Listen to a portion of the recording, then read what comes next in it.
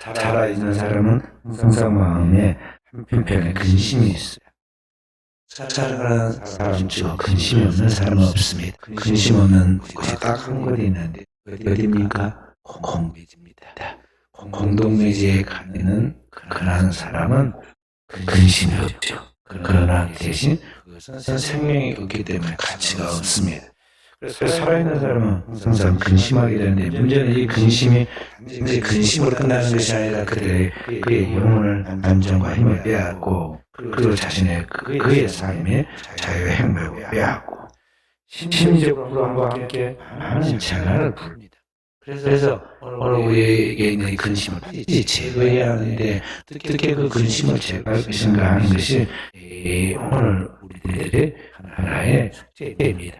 사람들이 이런 근심으로부터 자유하려고 많은 것들을 개발합니다. 놀이도 개발하고 연극, 영화도 개발하고 또 술도 개발하고 그렇지만 그런 것들은 본질적인 우리에게 있어서 치유가 될 수 있을지 몰라도 긍정적인 인간의 문제를 풀어내지는 못합니다. 그래서 그 순간이 지나고 나면 또다시 근심을 사로잡는 것이 우리 인생들입니다.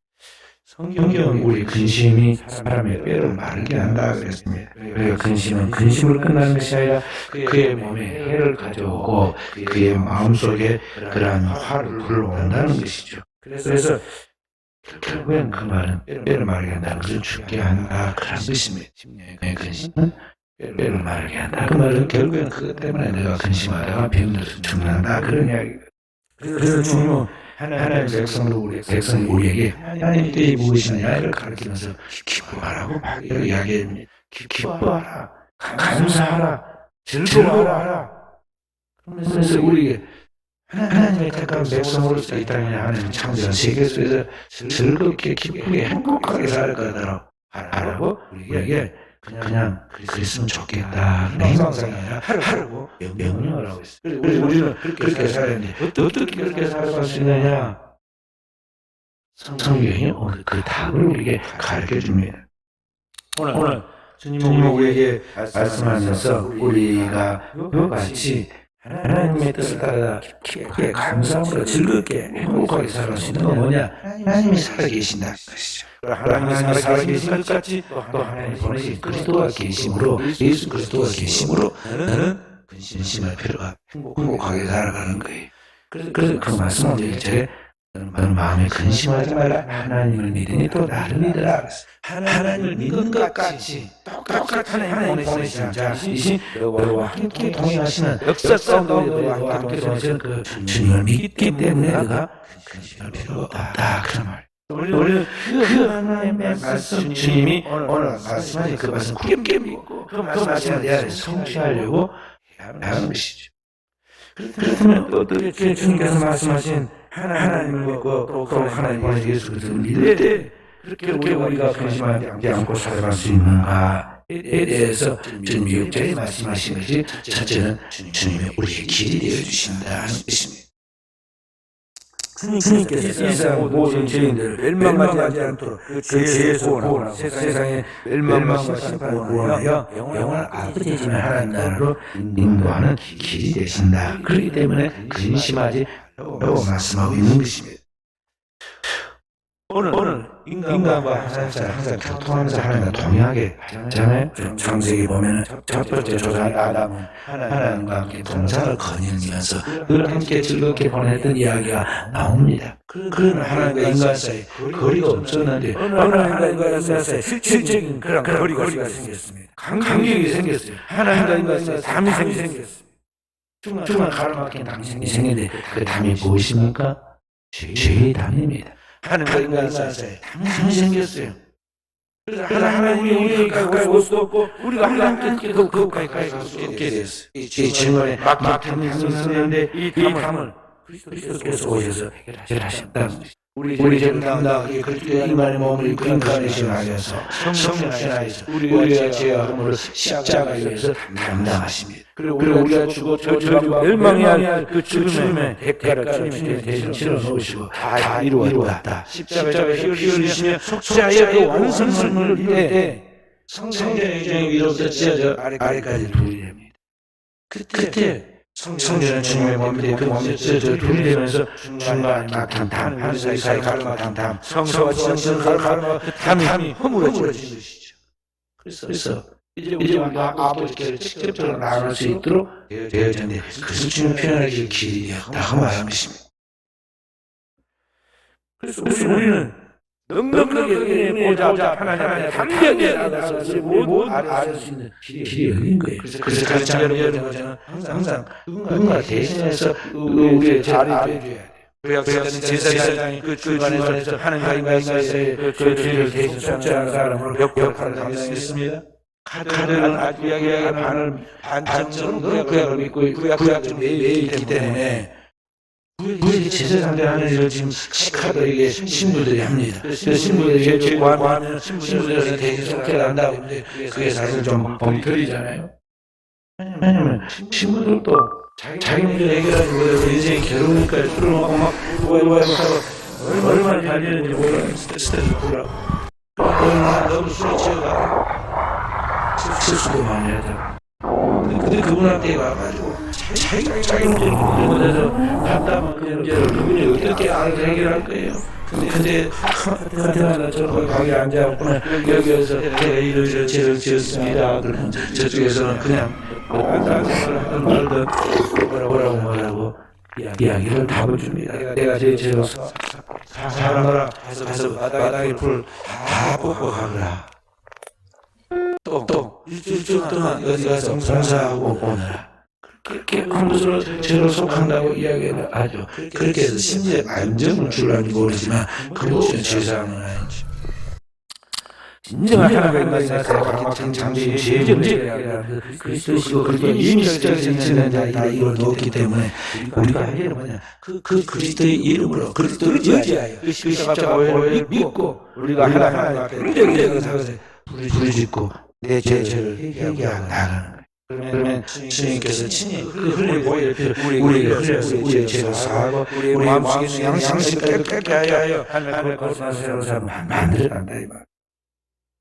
그것이 기독교의 복음이고 우리 리포트 처치 개혁교회 우리 개혁하는 신앙이에요. 그 성도가 매일매일 하나님 앞에서 넘어지고 똑같이 안 믿는 사람은 죄를 짓습니다. 매일매일 하나님 앞에 나와서 얘기하고 하나님의 그 보좌 앞에서 주님이 우리 죄를 사하심을 경험하면서 영원한 제사장 예수 그리스도 우리 십자가에서 우리 보혈 매일 죄를 경험하면서 새 사람이 되어 날마다 죽고 날마다 부활하여 하나님 앞에 나아가는 게 신앙이에요. 그리스도인이 그 기도가 살아있지 않으면 진정한 신앙을 정통신앙을 그려가지 않으면 엉터리예요. 20년 믿어도 안 돼. 그런 사람은 카톨릭 신자 저리 가라요. 카톨릭은 억지로 신이라고 하잖아요. 신부가 가서 뽑으라고 뽑잖아요. 우리는 불 뽑습니까? 어디 가서 날마다 봉사하고 오느라 그러면 봉사합니까?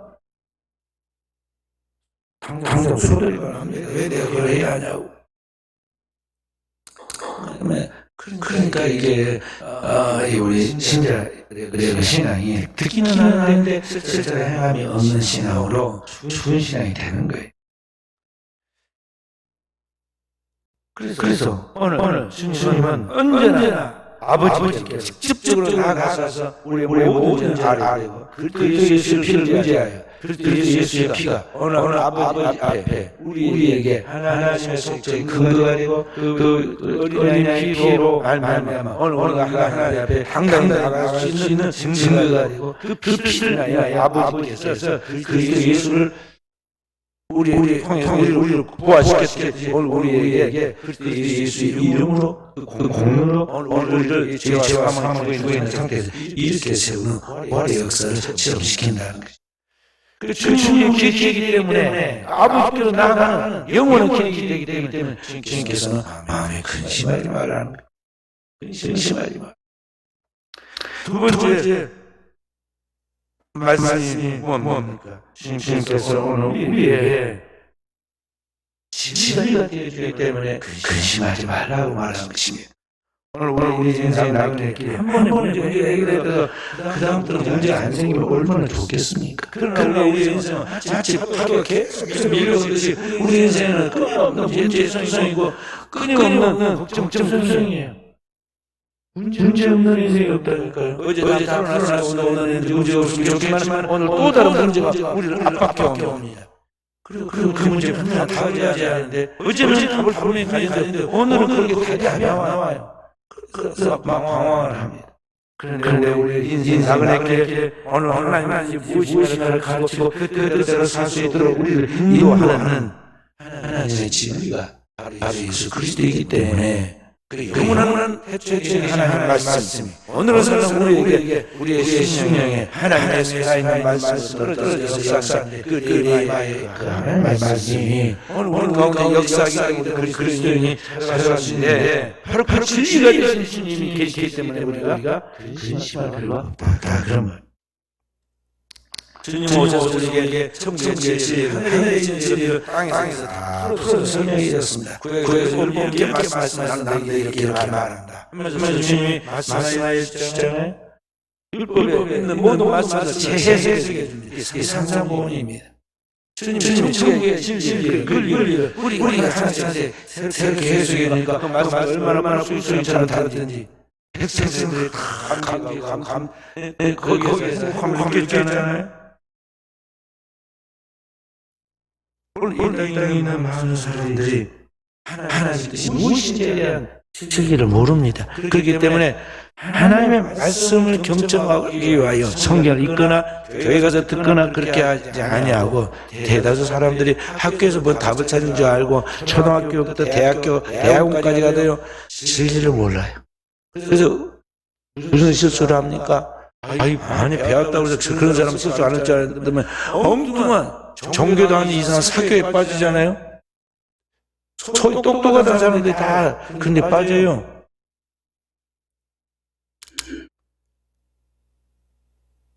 그런데 성경은 우리에게 그 그리스도 예수의 영원한 진리를 계시해서 딱 기록해 두고 삶 속에서 그렇게 하나님께서 깨닫는 사람들의 그 삶의 역사를 성경의 역사의 이야기를 통해서 그 증인들을 많이 세워두고 그리고 그 진리의 말씀이 오늘 나에게 깨달아질 수 있도록 보혜사 그 성령을 보내서 우리에게 순간순간 죄들이 무엇인가 생각나게 하고 읽은 것이 들은 것이 그리고 내가 기도할 때 내 삶 속에서 그게 해석되도록 만들어져요. 그래서 하나님의 진리의 말씀을 믿을 때 거기서 파워가 형성되는 거예요.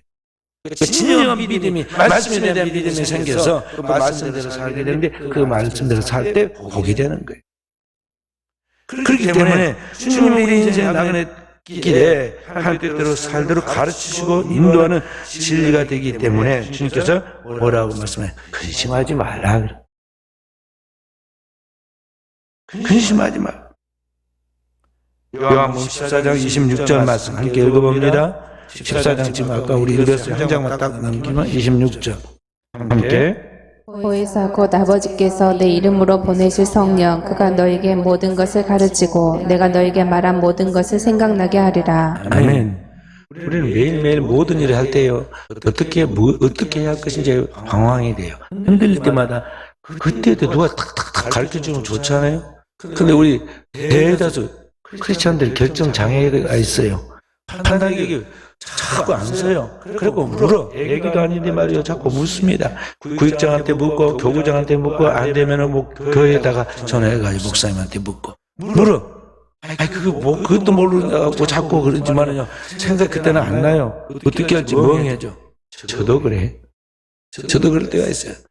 나의 문제만큼은 잘 자기도 판단이 안 서는 거예요. 그래서 옆에서 봐줘야 돼. 항상. 그런데 그때마다 우리 곁에 있어서 우리를 돕는 이가 계세요. 이 파라클리토스, 보혜사, 성령이세요. 성령이 각자의 수준에 맞게 가르치세요. 유아적인 어린아이 같은 신앙이 가진 사람은 어린아이처럼 중고등학생 수준에 있는 신앙인 같으면 중고등학생 같은 신앙의 수준으로 대학생 수준이면 대학생 같은 수준으로 가르쳐. 그리고 그렇게 말씀이 생각나요. 어느 때 생각나는지 아세요? 최원우 집사님, 어느 때 생각나는지 알아요? 모르겠죠? 큰일이다. 장혜미 집사님, 어느 때 생각나요? 힘들 때? 땡. 어느 때 생각나는지 가르쳐 드릴게요. 기도할 때 생각이 나. 기도할 때. 딱 기도를 하면요. 꿈에도 생각 못한 일이 생각나. 딱 깨달아집니다. 근데 깨닫고 나면 뭐냐면, 아니, 그렇게 쉬운 것을, 그렇게 쉬운 것을 내가 몰랐다니. 그렇게 답이 가까운 데 있고, 그렇게 확실하게 해결될 것인데, 그 생각이 안 난다니까요? 저도 늘 그래. 저도 늘 모르겠어요. 그러다가 엎드려서 집중해서 기도를 하면 있잖아요. 쫙 감동이 옵니다. 성령이 가르치시는 거예요. 그래서 성령이 감동된다. 그래서 제가 노예 준비를 하면서 뭔 일을 하는데요. 저보다 더 젊고 똑똑한 우리 황현수 집사 옆에서 도와줍니다. 근데 저도 버벅거리거든요. 목사님 그걸 왜 저쩌고 막 하면서 저한테 이야기를 합니다. 글쎄 말이야, 나도 이게 빨리 생각도 안 나네요. 이야기합니다. 그래가지고 둘이서 머리를 짜내도 통 생각이 안 납니다. 그러다가 가만히 보다가요, 안 되겠다. 저보고 그럽니다. 목사님, 저녁에 자고 기도하고 새벽이면 어쩔까요? 그러자고 그래. 제가 들어와서 이제 자면서도 기도하고 새벽 기도하면서 딱 기도를 하고 쫙 정리를 해갖고 옵니다. 뭐라고 칭찬을 하냐면요. 역시 기도하고 나니까 확실하게 뭐가 나온다고 그럽니다. 그게 누구 생각이에요? 성령이 기도하는 사람에게는요, 가르치세요. 가르쳐. 제가 이 준비를 해가면서 몇 년 동안 하면서 봤잖아요. 이게 크고 작은 교회와 계속 이렇게 경쟁을 하면서 해봤는데, 어떤 교회는 목사 12명이나 있고, 교인들이 많아서 스태프들이 많으니까 엄청나게 대단히 나올 것 같았는데요. 그게 아니에요. 기도하는 사람에게 하나님의 지혜와 청명과 모든 답을 주셔. 엑셀런트한 것이 위로부터 온다니까요. 잘하는 생각과 지혜가 뛰어넘는 하나님 생각. 그 성도는 기도해야 돼. 근데 기도 안 하면 전부 내 생각대로 하겠다는 것이고, 내 생각대로 하는 것은요, 잘 될 것 같은 기분, 되기를 바라는 소망은 있어. 그런데 그게 항상 생각이 틀려. 결과가 보면은 결과가 죽을 쓴다. 그리스도인은 자기는 믿지 말고, 세상을 믿지 말고, 뭘 해야 하냐? 기도를 해. 기도하면 성령이 우리에게 진리가 되어 있으니까, 진리의 성령이 우리를 가르치시고 생각나게 하고 진리 가운데로 우리를 어떻게 한다? 인도하셔. 그러니까 분명히 안 될 것 같은데, 절대 안 될 것 같은데 나중에 결과가 좋은 거예요. 15장 요한복음 15장 26절 읽어봅니다. 내가 아버지께로부터 너희에게 보낼 보혜사 곧 아버지께로부터 나오시는 진리의 성령이 오실 때에 그가 나를 증언하실 것이요. 아멘. 진리의 성령. 진리의 성령이라고 그래요. 진리의 성령께서, 그러니까 하나님의 모든 말씀이 진리인데 그 진리의 성령께서, 다시 말하면 말씀의 성령이에요. 말씀. 더 다르게 말하면 우리의 인생에 있어서 답을 항상 가지고 그 답을 주시는 성령이 된 말이에요. 그 성령이 오늘 우리를 예수 그리스도 진리 가운데로 인도하신다. 그렇기 때문에 우리는 늘 하나님 앞에 엎드려야 돼요. 그래서 우리의 삶이 자유하고 행복하게 된다는 것입니다. 주님이 요한복음 8장 32절 뭐라고 말씀했습니까? 진리를 알지니 진리가 너희를 자유케 하리라. 진리 가운데로 성령이 인도하시니까 진리로 모든 것이 안전해지니까, 그래서 우리 인생이 자유해지는 거예요.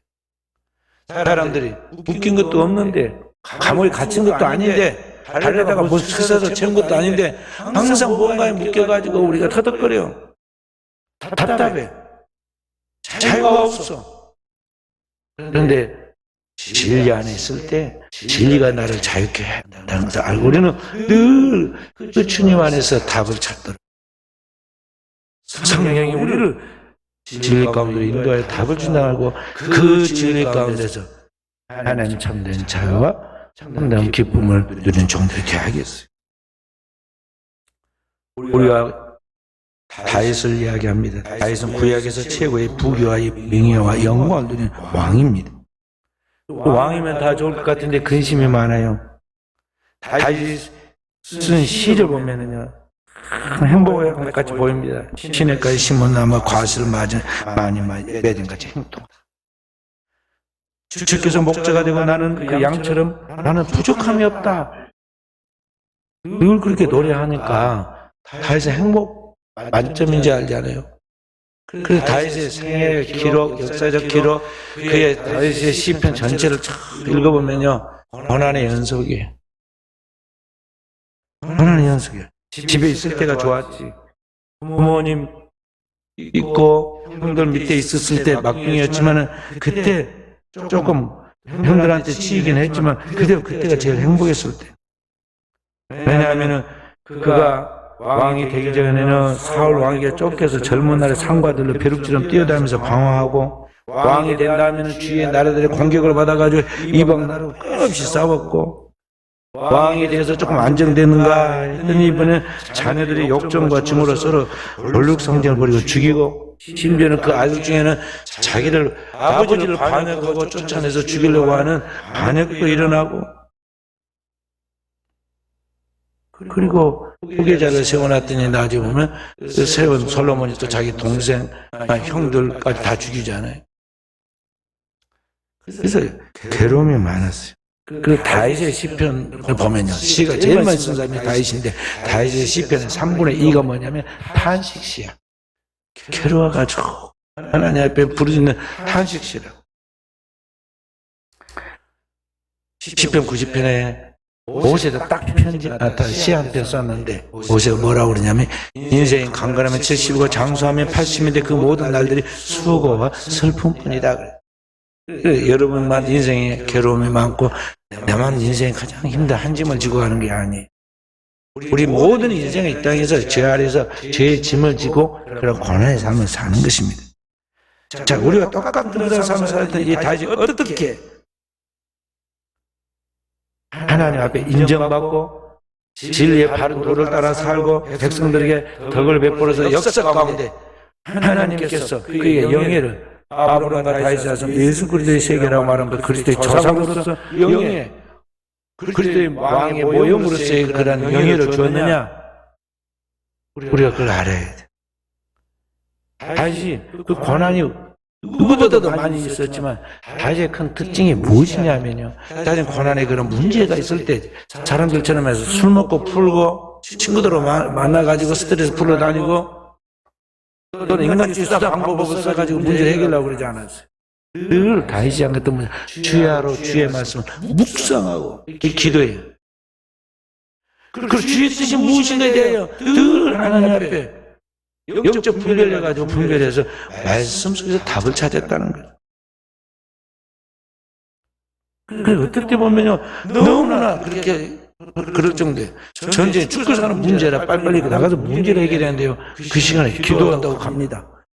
주님, 지금 이런 상황인데 제가 여기 있으면은 백성들이 나를 사울에게 넘길까요 안 넘길까요 물어봅니다. 빨리 도망가야 하는데 하나님이 그에게 응답을 주는데 도망가라. 너 꼭 넘기고 백성들 넘기고 말 거다. 그래요? 그럼 허겁지겁 도망갑니다. 전쟁 때가 공격을 해야 하는데 공격의 시점을 물어봅니다. 언제 공격할 거냐? 아니, 지금 앞으로 정면 공격하지 마. 돌아서 공격을 하되 너 머리 위에서 사람이 걷는 소리가 그 뽕나무 뒤에 숨어 있다가 그 소리가 들리는 순간 공격해라. 하나님의 군대가 실제로 그 위에서 함께 영적 싸움을 싸워서 이기게 해주는데 그 소리가, 영적인 소리가 다윗에게 들리는 거예요. 기도하는 사람이라. 영음이 들렸다.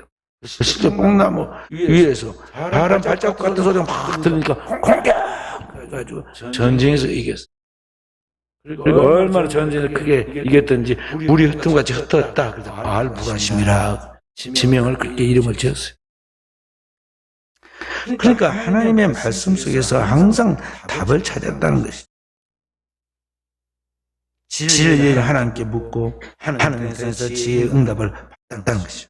시편 119편 105절에 보면 이렇게 말했는데 주의 말씀은 내 발의 등이요 내 길의 빛이니이다.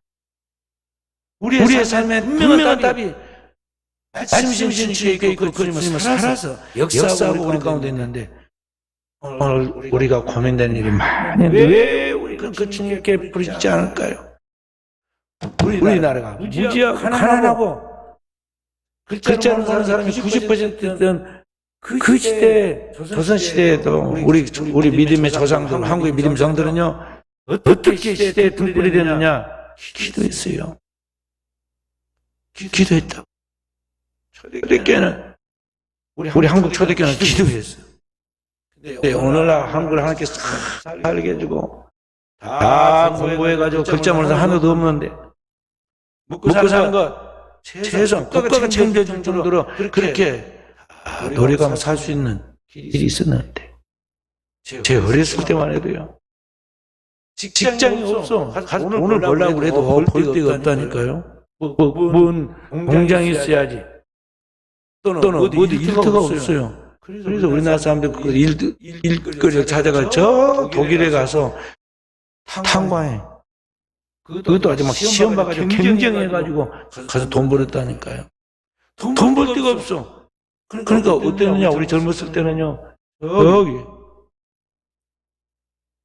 베트남에 목숨을 걸고 전쟁하러 가가지고 거기에서 목숨값으로 돈 벌었어요. 근데 지금은 게을러가지고 노래관에서 돈을 못 벌지. 우리나라 사람들은 다 누워서 발가락 까딱까딱하고 밖에 나가서 돈을 벌려고 노력 안 하니까 말이죠. 베트남에서, 캄보디아에서, 조선족들이 어디서 와가지고 전부 다 우리나라 사람들 일 아는 거 다 해가지고 돈 벌고, 우리나라 사람들은 공짜로 어디서 돈이나 벌까 복권이나 득득 긋고 앉았고 말이죠. 기전이 이렇게 되겠어요.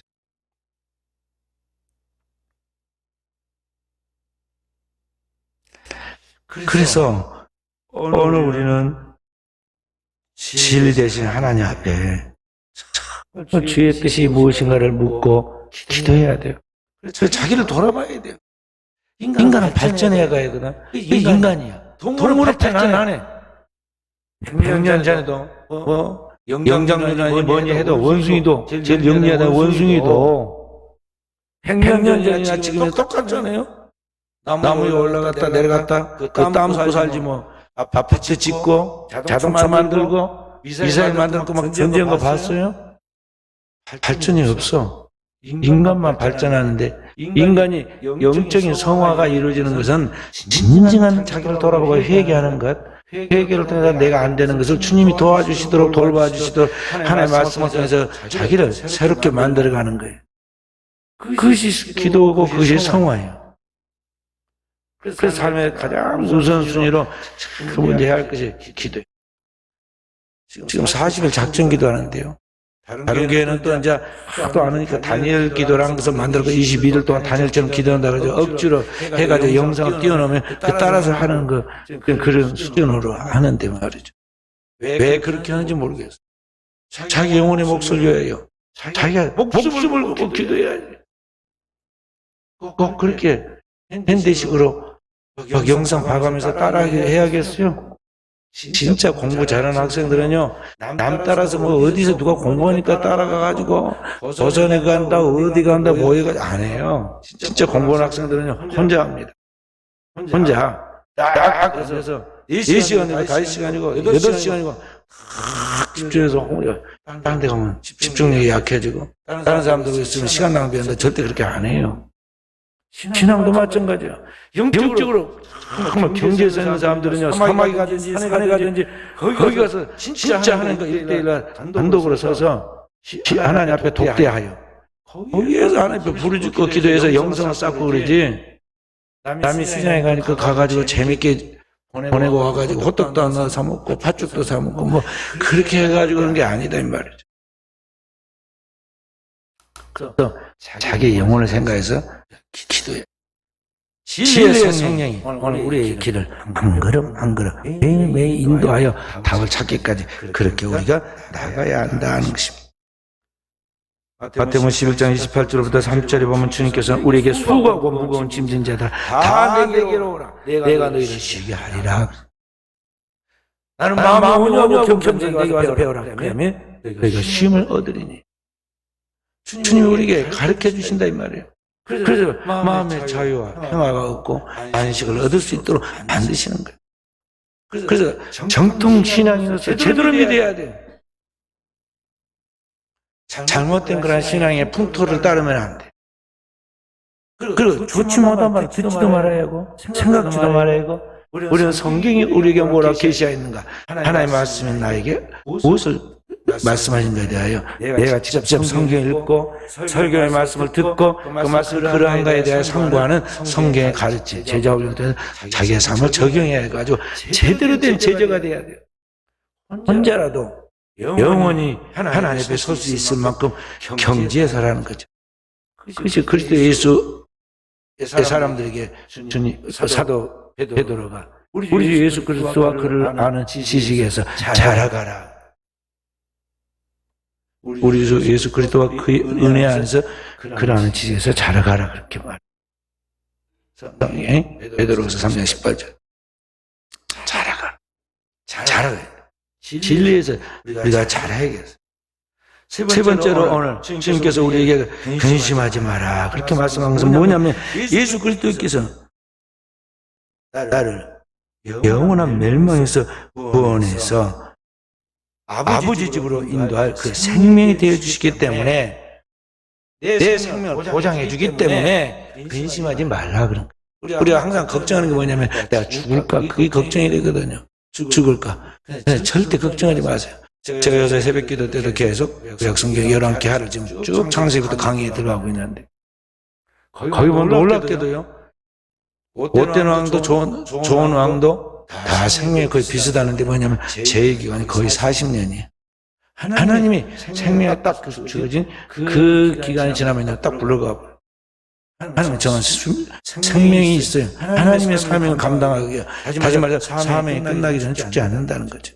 정말 하나님 앞에 사명이 있으면 하나님이 그 생명을 보장해 줘. 누가복음 7장에 보면은 어느 한 여인의 이야기가 나옵니다. 나인성이라는 성에 예수님이 어느 날 들어가는 순간 나오는 상해를 만납니다. 그 상해는 이제 젊은 날에 꽃도 못 피고 죽은 청년이 있었는데 그 청년의 뒤에는 죽은 청년 뒤에는 초상한 상해를 따라온 사람 딱 한 사람밖에 없었어요. 누가 따라왔느냐? 상해 뒤에 그의 어머니로 보이는 여인이 싹 비울면서 따라옵니다. 그 모양이 너무나 슬퍼 보여서 예수님이 그를 불쌍히 여겼다고 그랬어요. 연민, 궁열, 컴패션. 그 주님께서 오래 그대로 보낼 수 없어서 갑자기 상해를 탁 손으로 잡습니다. 절대 그런 법 없거든요. 우리 어디 가는데 상해 메고 갔는데 손 잡는 거 봤어요? 다 길을 비켜줍니다. 장의차가 가면 길을 비켜줘요. 근데 길을 탁 막고는 주님께서 상해에 손을 탁 댔어요. 특히 이스라엘 백성들은요, 지금 죽은 사체나 그런 데다가 옷깃을 스치든지 거기다 닿으면은 일주일 동안 부정하니까 집 밖에서 살아야 돼요. 보면 정겹게 될 때까지. 근데 주님이 딱 그때 상해에 손을 댔어요. 그 상해가 탁 멈춥니다. 그런데 그래서 다 깜짝 놀랐는데 주님께서 상해를 딱 붙잡아 놓고는 여인에게 말하라. 지금 자네가 죽어서 울음을 참을 수 없는데 울지 말라고 그래요, 예수님. 오늘 울지 말하면 근심하지 마라. 죽었는데요. 울지 않을 수 있어요? 근심하지 않을 수 있겠어요? 그런데 주님이 근심하지 말라. 그리고는 뭐 합니까? 천지를 창조하신 저 전능하신 하나님이 그 주님이 말씀이신 주님이 그때와 동일한 말씀으로 죽은 송장을 향하여 명령을 합니다. 청년아, 내가 너에게 말하노니 일어나라. 꼭 사는 사람 깨우듯이 깨우잖아요. 일어나라. 그랬더니 어떻게 됐어요? 죽었던 자가 일어나서 앉고 여기 어디예요? 누구세요? 막 고개를 돌리고 휘둥그러 난리가 났죠. 또 구경한 사람은 얼마나 놀랐을까요? 자기 엄마도 너무 반갑긴 하겠지만요, 이게 꿈인지 생신인지 도대체 알 수가 없으니까요, 멍하게 쳐다보고 있어요. 그래서 그 청년을 내려와라 그래갖고 데리고 내려서 자기 엄마에게 데려다 줍니다. 그 다음 장면은 어떻게 됐을까요?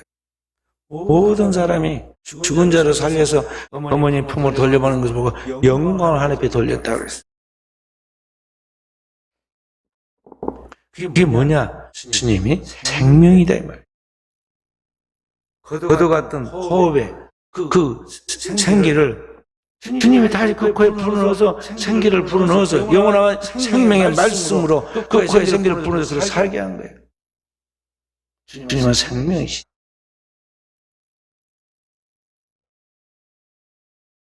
어느 날은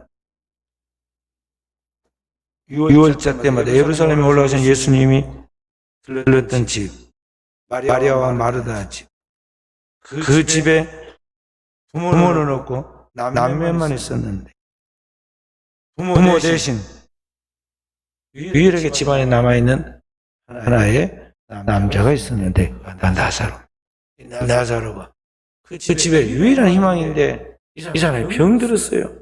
병들어도 좋은데 이제 살아있어야 하는데 이제 죽게 생겼어요. 죽을 병이 들었어. 그런데 예수님이 도망가듯이 가버려요. 안 가면 좋겠는데 예수님은 가십니다. 그래서 나중에 상태가 점점 나빠져서 기별을 했습니다. 예수님이 어딘가 소식을 알아가지고 기별을 해서 예수님 빨리 오라고, 우리 애기가 죽게 생겼다고. 우리 애기가 아니라 우리 오라버니가 죽게 됐다고 빨리 오라고 그랬어요. 근데 예수님이 안 와. 더디게. 그러더니 딱딱 죽어버렸어요. 그리고 무덤에 묻었습니다. 근데 예수님이 느릿느릿 왔어요. 죽은 지 나흘 되는 날 와 찾아왔어요. 얼마나 원망스러웠을까요? 그럼 만나자마자 뭐라고 그래요? 왜 인자 왔냐고. 여기 계셨더니 우리 오라비 죽지 않았을 것이니. 예수님이 내 오라비가 다시 살리라. 주님, 재림 때는 세상 끝나려는 다시 살 줄 나도 믿습니다. 아니, 지금 내가 믿으면 하나님의 영광을 보리라. 또 무슨 말인고? 나는 부활이요 생명이니 나를 믿는 자는 죽어도 살 것이고 살아서는 영원히 죽지 아니하리라. 그렇죠. 주님께서 무덤에 가서 돌을 옮겨 놓아라. 옮겨놓은 무덤에 꼭 사는 사람 깨우잖아요. 항상 그 집에 와서 나사로를 불렀어요. 나사로를 부르되 동일하게 부르는 나사로야 나오라. 죽은 나사로고 괴로운 얼굴을 그리고 온몸을 동인 채 나오라. 주님이 부활과 생명이 되신다는 거죠. 생명의 주님이세요. 바로 그 주님이 과거와 현재 그리고 우리 미래까지를 책임지는 바로 그 동일한 주님이라는 것을 우리가 알아야겠어요.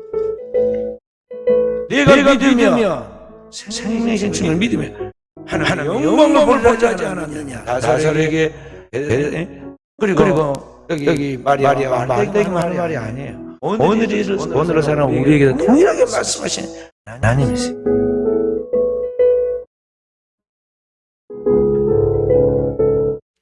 오늘날 급변하는 사회 속에서 세계 제1차, 2차 대전이 끝나고 나서 100년 만에 지금까지는 그렇게 큰 어려움이 없었습니다. 근데 지금 큰 환란이 오고 있어요.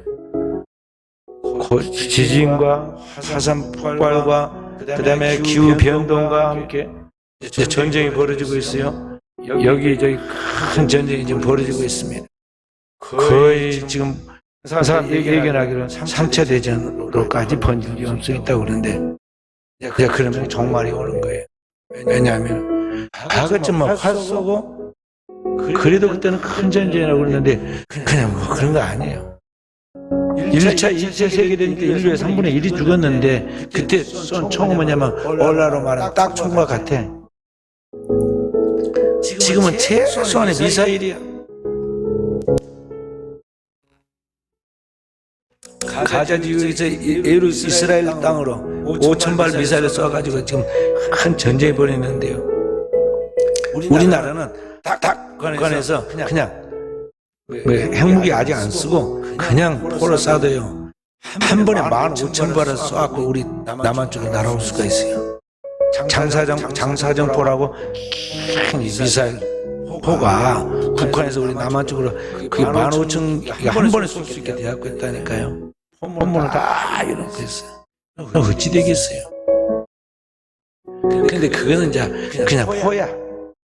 거기다 딱 핵만 달면 핵무기가 되는데 핵무기는 이게 지금 서로 핵무기가 다 있는데 안 쏘는 이유가 뭐냐, 하나만 터뜨리면 큰 재앙이 일어나요. 그 연쇄 폭발이 일어나는데 이 지구상에는 이 지구는요 7개만 쏘아버리면요 폭발해가 지구가 세 쪽으로 쪼개져 버려요. 분해돼 버려요. 그래서 못 건드는 거야. 이스라엘 나라만 200기가 있어. 그 핵무기가 없어서 안 쏘는 게 아니에요. 아는 게 아니라 러시아는 2만 기가 있어. 우크라이나에다 못 쏴서 안 쏘는 게 아니다고. 쏘면 인류 종말이 와버려. 그러니까 지금 못 건드네. 지금 그런 시대에 와 있어. 근데 지금 심각한 일이 벌어지고 있잖아요. 그리고 전쟁과 유가가 올라갑니다. 그 다음에 제대로 세계 경제 돌아가지 않으니까 어떻게 됩니까? 경제가 나빠져서 먹고 사는 문제에 심각한 위기가 와요 지금. 그런 시대 속에서 사람들이 너무나 불안해합니다. 국가는 점점 이 문제를 해결하려고 국민들한테 월급도 그렇게 많이 올라간 것도 아닌데 세금은 막 걷어들입니다. 각종 부담은 늘어납니다. 수입은 점점 줄어들고 나가는 것은 많으니까 사람들이 심지어 너무나 힘들어요. 인심도 각박해집니다.